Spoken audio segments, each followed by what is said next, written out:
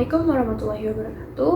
Perkenalkan, nama saya Salma Fauzia dan teman saya Salvi Jessica Beliana. Kami berdua akan menjelaskan hasil summary kami dari unit 250 sampai unit 256. Pertama-tama saya Salma akan menjelaskan unit 250, yaitu tentang dialek-dialek yang ada di Amerika. Jadi dalam membedakan dialek yang satu dengan dialek yang lainnya itu bisa dilihat dari pronunciation-nya. Di Amerika sendiri ada dua wilayah, yaitu New England dan wilayah selatan. Yang keduanya memiliki karakteristik yang berbeda satu sama lain dan sangat mudah untuk dikenali. Karena sangat mudah dikenali itulah, akhirnya dikenal bahwa di Amerika ini memiliki 3 dialek utama gitu, yaitu dialek New England, dialek Southern, dan juga dialek General American. Nah, General American ini bisa dibilang sebagai dialek yang digunakan di wilayah selain New England dan Southern gitu. Pembagian yang menjadi 3 ini bisa dibilang tepat karena masing-masing ketiganya ini memiliki karakteristik yang berbeda satu sama lain. Untuk membedakan New England dengan Southern dengan General American itu sangat mudah gitu. Nah, tapi di satu sisi tidak bisa dibilang 100% tepat ya, karena ada beberapa karakteristik dalam pronunciation-nya itu tidak semuanya dilakukan oleh seluruh penduduknya. Kayak misalnya di New England sendiri, tidak semua orangnya menggunakan broad A dan juga tidak semuanya menghilangkan bunyi huruf R di akhir kata atau sebelum konsonan. Lalu di Pennsylvania itu yang merupakan bagian dari selatan, tidak semua orang di sana menggunakan karakteristik dialek selatan. Dan yang terakhir, dialek General American ini meskipun dibilang digunakan di wilayah yang luas, digunakan di wilayah selain New England dan Southern, ternyata karakteristiknya ini di tiap daerah tertentu pun bisa berbeda gitu.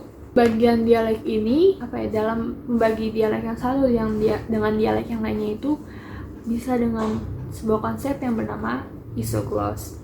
Nah, isogloss ini merupakan garis geografi yang membagi wilayah sesuai dengan fitur-fitur linguistiknya. Isogloss ini nih bukan merupakan konsep yang nyata, bukan seperti batas wilayah yang misalnya bisa berbentuk garis-garis di jalanan atau seperti papan bertuliskan batas wilayah A, batas wilayah B gitu, bukan. Tapi ini hanya seperti konsep abstrak yang dibuat oleh ahli linguistik, dan batas-batasnya itu sendiri juga ditentukan oleh mereka. Contoh misalnya kalau di Amerika ini isogloss yang membatasi dialek utara dengan dialek selatan gitu.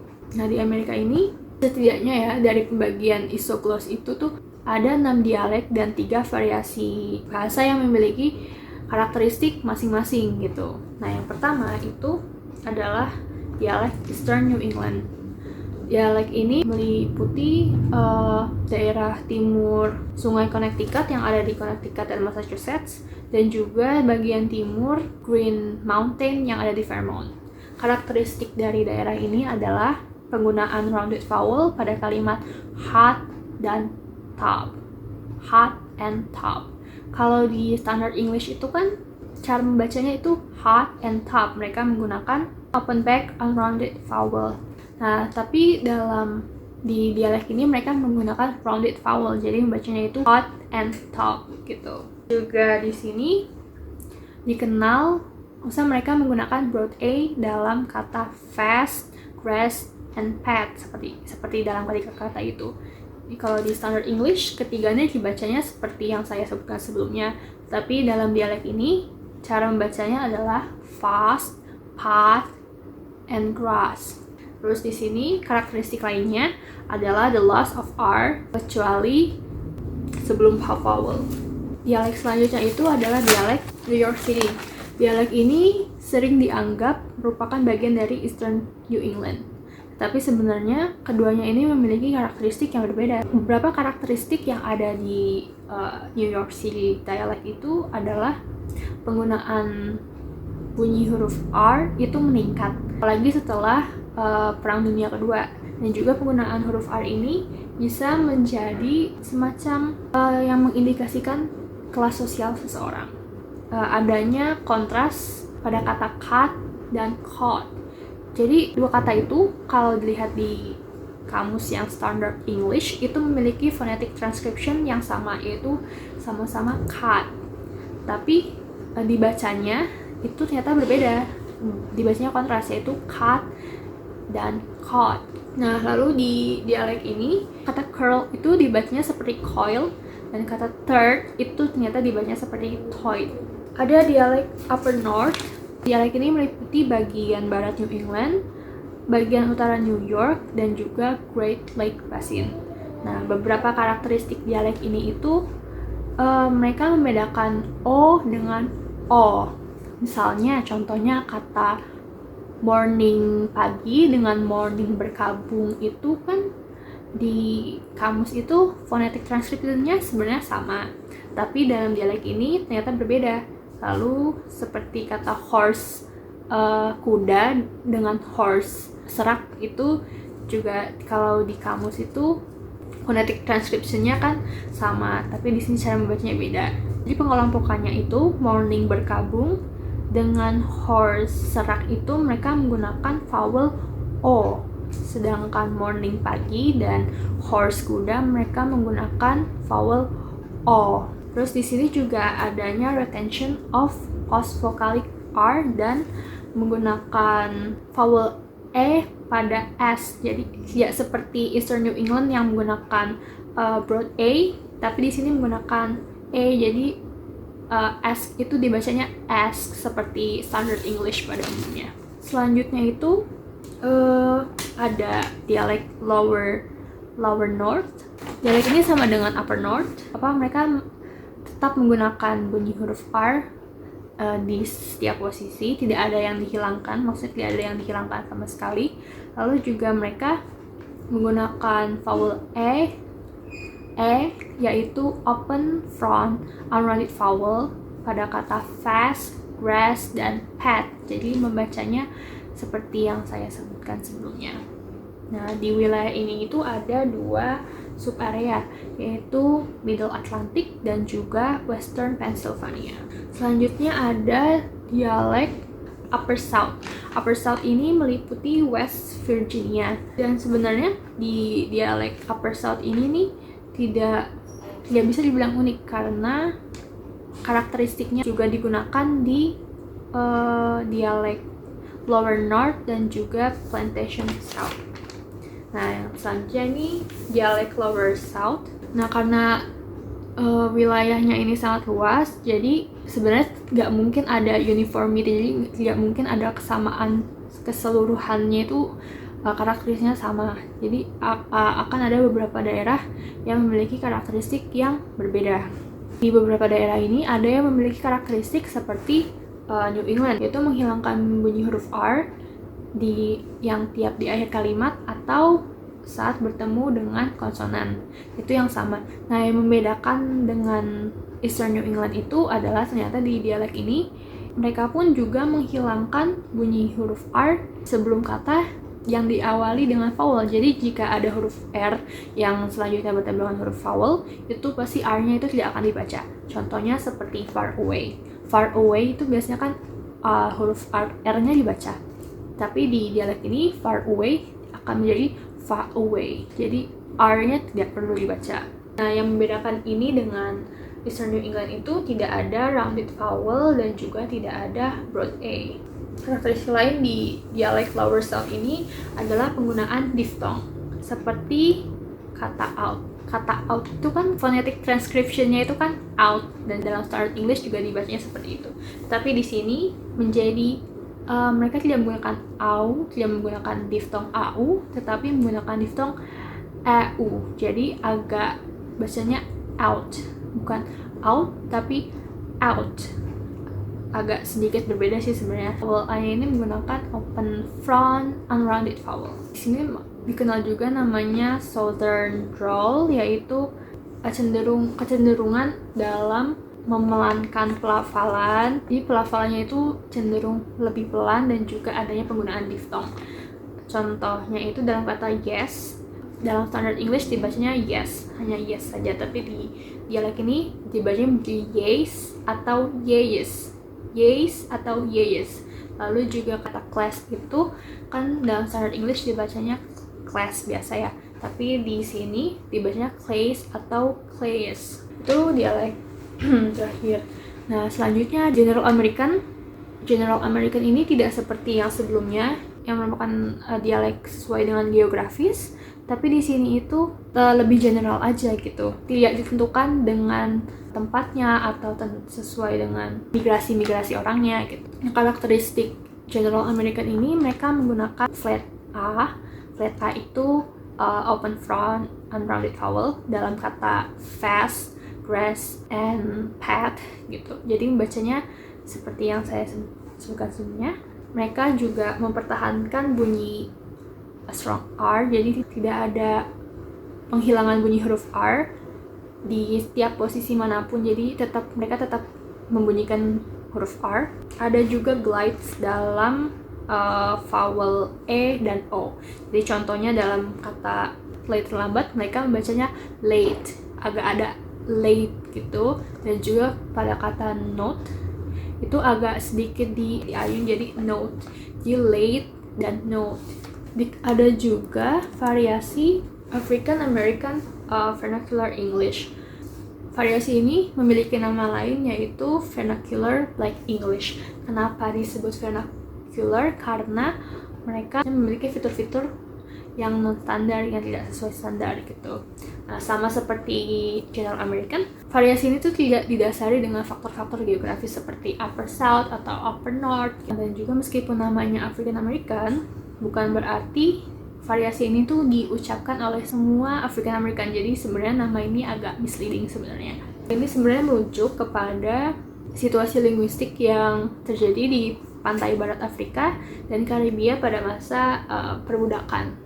Salah satu contoh situasi linguistik yang ada di sana itu adalah pidgin, yaitu penggunaan bahasa di mana di tempat itu tuh memiliki orang-orang dengan bahasa berbeda. Jadi mereka seperti membuat bahasa sendiri yang bisa dimengerti oleh orang-orang itu semuanya. Contohnya adalah pidgin English yang digunakan sebagai alat komunikasi bagi bangsa Eropa yang menggunakan bahasa Inggris, dan juga pada orang-orang Afrika yang mereka mutually unintelligible gitu. Pidgin itu kan akhirnya lama-kelamaan kan digunakan terus oleh para budak ya, dengan orang-orang di situ yang sebenarnya memiliki bahasa yang berbeda, sampai akhirnya pidgin itu berubah menjadi Creole, menjadi first language di sana. Salah satu contoh English based Creole yang ada di Amerika itu namanya Gula, yang digunakan di sepanjang pesisir pantai South Carolina dan Georgia. Selanjutnya yaitu fitur-fitur yang ada di African American Vernacular English, atau sebenarnya bisa juga disingkat dari AAVE. Ada beberapa karakteristik yang sama seperti daerah Lower South. Jadi itu karakteristik pertama itu mereka menghilangkan bunyi huruf konsonan yang ada di akhir kata. Seperti misalnya kata list itu kan dalam standard English bunyi huruf T-nya itu tetap dibaca, tapi dalam AAVE ini tidak, T-nya itu dihilangkan. Jadi list menjadi list. Lalu mereka menghilangkan bunyi huruf R yang diikuti oleh vowel gitu. Kayak misalnya car dan for itu dalam standard English kan R-nya tetap dibaca ya. Tapi di sini car menjadi car dan for menjadi for. R-nya tuh dihilangkan. Lalu selanjutnya ada beberapa karakteristik juga yang eksklusif di AAVE ini. Yang pertama itu adanya deletion sebelum vowel, jadi dihilangkannya entah itu vowel, entah itu konsonan yang diikuti oleh vowel, seperti lift up. Lift up itu dalam dialek ini dibacanya lift up, jadi T-nya tidak dibaca sama sekali. Lalu selanjutnya ada tendensi untuk menghilangkan konsonan yang berada di akhir kalimat, seperti kata man dan would itu bunyi huruf N dan T-nya kalau mereka tidak dibaca. Jadi man jadi man, hey man gitu, hey man gitu. N-nya tidak jelas, N-nya tidak dibaca. Dan juga would, T-nya tidak dibaca. Yang saya sebutkan sebelum itu hanya dalam karakteristik linguistiknya saja. Nah, selanjutnya ada juga fitur gramaticalnya. Jadi kayak misalnya di AAVE ini mereka tidak menggunakan to be dalam percakapan. Jadi kayak misalnya saya ingin bilang, oh she is beautiful, she is wonderful. Di AAVE ini diucapkannya she beautiful, she wonderful, tidak ada kata is-nya gitu. Lalu misalnya ingin berkata they are running itu dibacanya they are running jadi they running. Itu juga atau enggak kalau misalnya ingin menjelaskan kayak kebiasaan, mereka biasanya lari, they are usually running gitu. Di AAVE ini berubah menjadi they be running. Selanjutnya variasi terakhir yaitu Hispanic American English. Variasi ini itu merupakan variasi sosial budaya dan juga variasi geografis. Kenapa dibilang maksudnya tidak seperti yang General American atau AAVE yang sebelumnya ini. Variasi ini tuh bisa dibilang merupakan sebagai variasi geografis juga. Kenapa? Karena asal mulanya ini atau isoglosnya ini juga bisa dilacak gitu loh. Setelah melakukan pelacakan, maksudnya setelah diteliti lebih lanjut, diketahui bahwa variasi ini itu muncul pada saat Texas itu masih merupakan bagian dari Meksiko. Variasi Hispanic American English ini bisa dibilang unik karena mereka ini merupakan hasil dari kontak dua budaya yang bilingual, dan juga mereka ini juga situasinya tuh terlalu kompleks sehingga membuat para peneliti ini bertanya-tanya, sebenarnya Hispanic American English ini termasuk dialek atau bukan sih gitu. Akhirnya setelah dilakukan penelitian, Hispanic Asian African ini tuh hanya sebagai variasi saja, bukan sebagai dialek. Karena yang pertama, banyak fitur yang ada di variasi ini nih tidak muncul di bahasa Spanyol. Lalu ada juga speakernya, pembicara bahasa ini nih kurang menguasai bahasa Spanyol dan malah menguasai satu bahasa saja, yaitu bahasa Inggris. Sekian penjelasan saya tentang unit 250. Selanjutnya akan dilanjutkan oleh teman saya, Selvi Jessica. Baik, saya akan melanjutkan penjelasan dari teman saya, yaitu Salma Lista. Kita masuk ke bab 251, yaitu kontroversi Americanism. Sebelumnya, kita harus tahu dulu kontroversi apa sih yang dimaksud. Jadi, kontroversi yang dimaksud adalah adanya perbedaan kosakata dan idiom dalam American English dengan British English. Amerika sendiri dianggap telah mengorupsi kosakata dari British English, di mana mereka memperkenalkan kata-kata baru yang sebenarnya udah nggak dipakai lagi, usang, kuno, atau bahkan hanya dipakai oleh beberapa kelas atas di Britain. Kemudian kita harus mengenal dulu istilah Americanism. Jadi Americanism ini pertama kali dikemukakan oleh John Witherspoon selaku President of Princeton University. Menurut Witherspoon, Americanism adalah penggunaan frasa, istilah, atau konstruksi kalimat yang berbeda dengan bahasa Inggris di Britain. Jadi kita bisa bilang bahwa Americanism ini adalah logat Amerika atau dialek Amerika. Americanism ini sejenis dengan Scotism, di mana Scotism berarti karakteristik yang mencerminkan bahasa Scotland. Sedangkan kalau kita Amerika, berarti kita bisa bilang bahwa adanya karakter-karakter yang lebih mencerminkan, oh ini punyanya Amerika. Menurut Witherspoon, perbedaan antara American English dengan British English ini seharusnya tidak dianggap buruk karena Americanism sendiri bertumbuh di Amerika. Pertumbuhannya ini jelas-jelas terpisah dengan pertumbuhan bahasa yang ada di British English. Kemudian, Amerika yang menyatakan sikap independence atau sikap mandiri yang dikemukakan oleh John Hancock. Dia ini terinspirasi oleh Thomas Jefferson dalam Declaration of Independence yang menyatakan sikap merdeka atas 13 koloni Amerika di Inggris. John Hancock didukung oleh Franklin, di mana mereka berniat untuk menjadikan bahasa Inggris Amerika sebagai bahasa Inggris terbaik dan menjadi standar di Pulau Amerika sendiri. Kemudian mulai muncul kamus Americanism yang pertama kali diterbitkan oleh John Pickering yang berjudul A Vocabulary of Collections of Word and Phrase pada tahun 1816. Nah, kamus ini berisi tentang keinginan Pickering yang ingin memurnikan Americanism dari British English. Hal ini langsung dikritik oleh Noah Webster karena dia merasa dihina, dia merasa posisinya terancam. Sebab menurutnya it's fine kalau misalnya kita pakai bahasa British English yang sudah usang atau dipakai lagi yang dimasukkan ke dalam Americanism. Kemudian setelah itu mulai banyak penulis-penulis yang mendukung maupun tidak mendukung Amerikanisme sendiri. Seperti munculnya Kamus Amerikanisme yang kedua oleh John Bartlett, kemudian ada James Russell di The Big Glow, dan penulis-penulis lainnya. Kita masuk ke bab 252, yaitu sikap Puritan. Kontroversi Amerikanisme dengan sikap Puritan ini selalu terkait dan menjadi bahan diskusi dalam linguistik. Puritan sendiri di Amerika, dia tidak menyatakan sikap untuk menolak sepenuhnya terhadap Amerikanisme, tetapi mereka menyadari bahwa itu lebih baik untuk menerima dengan secara normal dan membiarkan orang-orang untuk menyesuaikan dengan itu. Sikap ini jelas-jelas berbeda dengan Puritan yang ada di Inggris.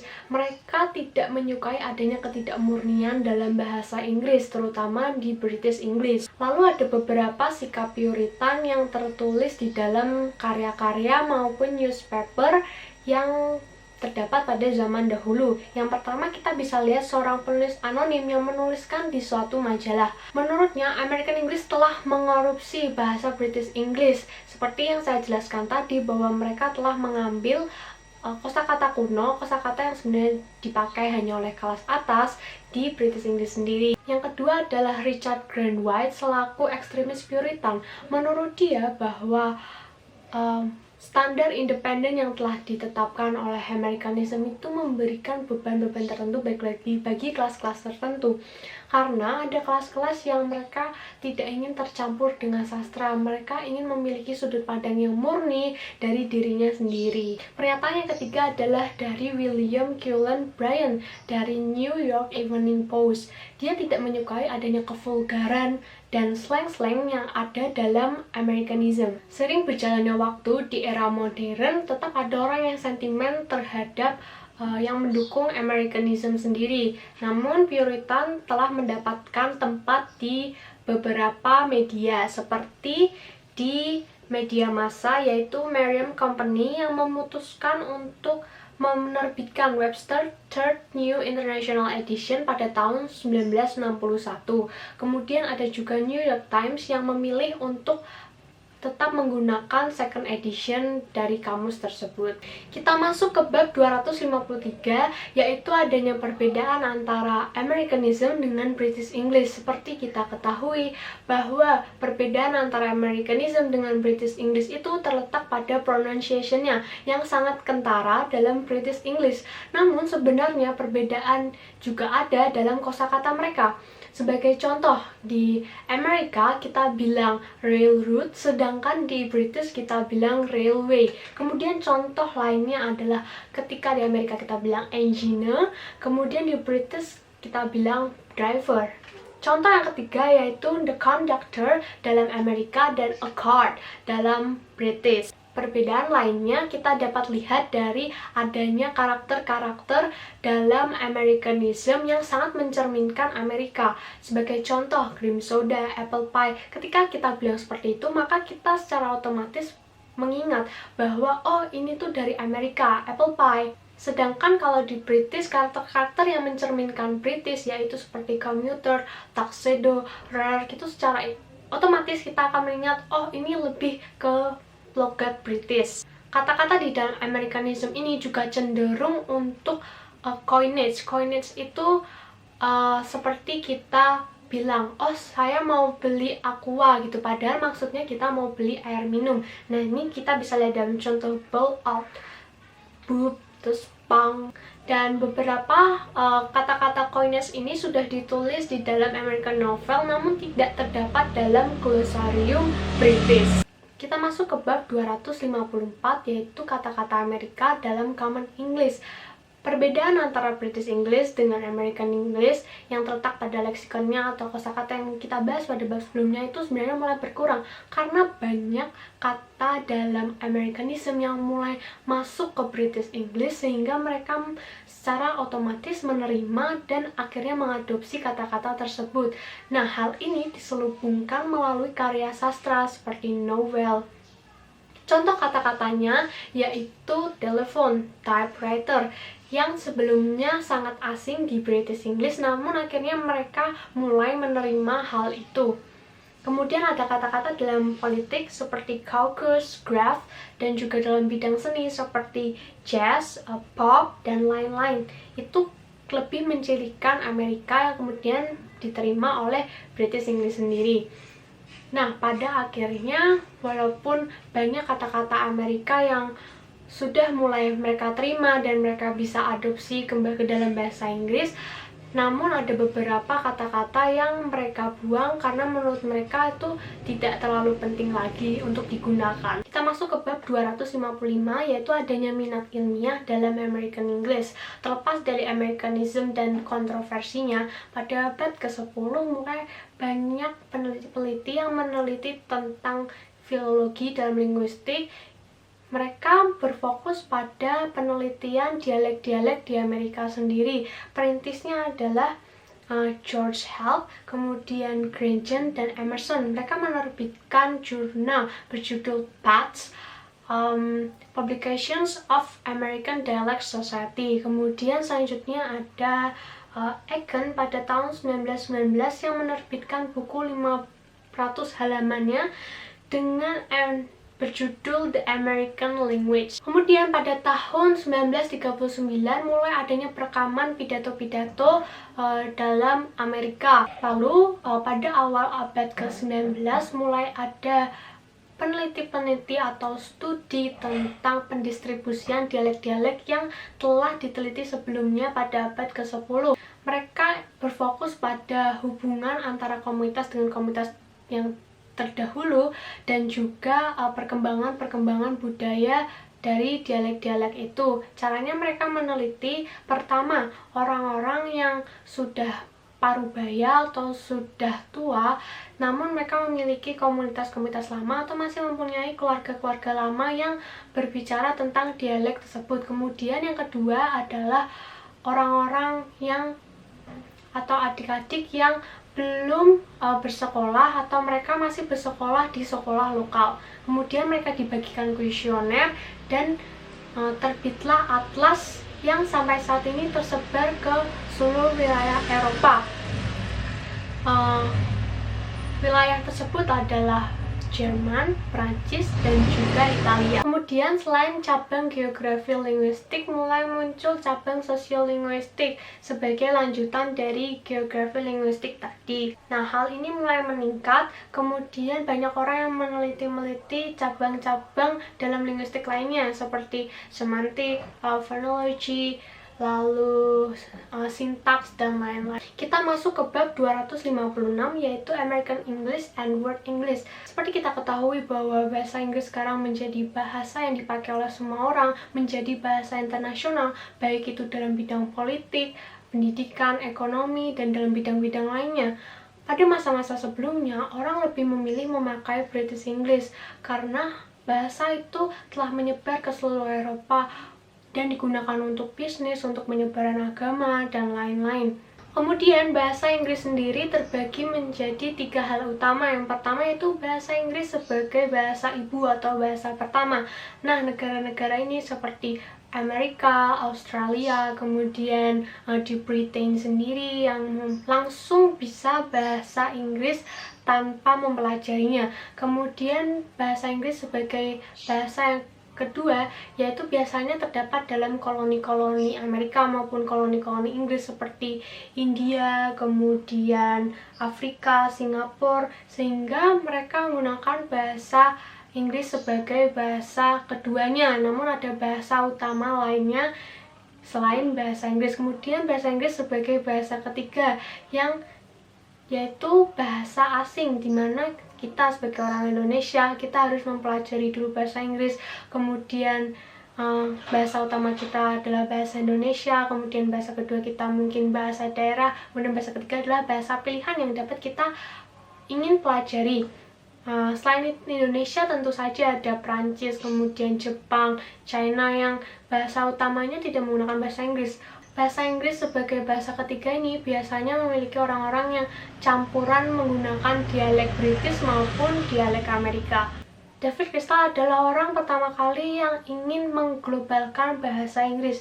Dia menginginkan bahasa Inggris menjadi bahasa internasional, tidak hanya sekedar bahasa lokal saja yang dipakai oleh orang-orang lokal. Caranya adalah dengan penghindaran idiom maupun kosakata baru, sehingga orang-orang mudah mempelajari bahasa Inggris itu sendiri. Seiring dengan perkembangan zaman, ketika bahasa Inggris Amerika mulai lebih mendunia daripada British English, sebenarnya orang-orang ini mulai mendapatkan manfaatnya dari perbedaan geografis maupun latar belakangnya. Terkadang mereka berpikir bahwa bahasa Inggris Amerika ini seperti bahasa asing, namun sikap itu mulai berubah seiring dengan orang-orang Amerika yang pasti terlibat dalam ekonomi global. Namun berbeda dengan orang-orang Amerika yang ada di Inggris, mereka akhirnya mampu untuk menemukan bahasa Inggris yang cocok, yang pas sesuai dengan geografis dan latar belakang mereka sendiri.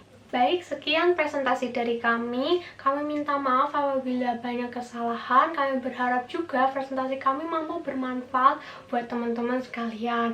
Terima kasih semua yang sudah menyimak. I'll see you later. Bye-bye.